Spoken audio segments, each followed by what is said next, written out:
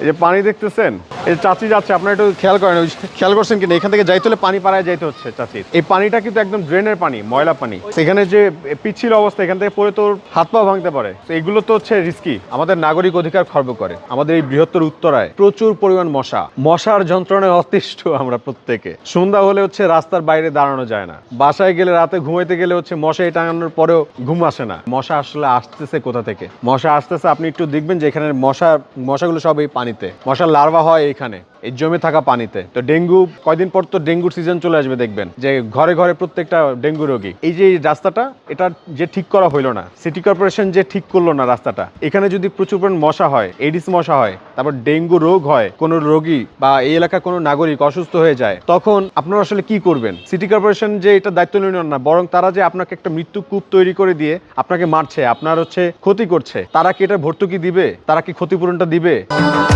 ভবিষ্যৎ হোক নিরাপদ, বিনিয়োগ হোক বিশ্বস্ত, আর আমার পছন্দ salt pay. Welcome to salt pay.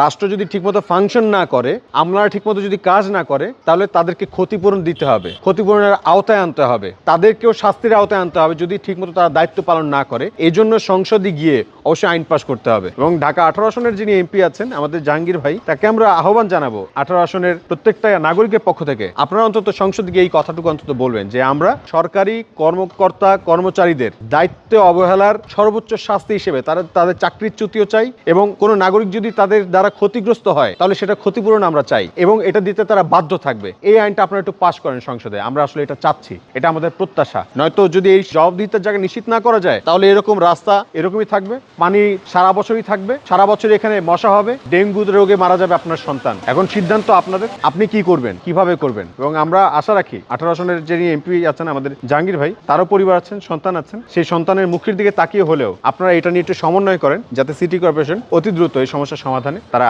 দায়িত্ব নেয়, হস্তক্ষেপ করে।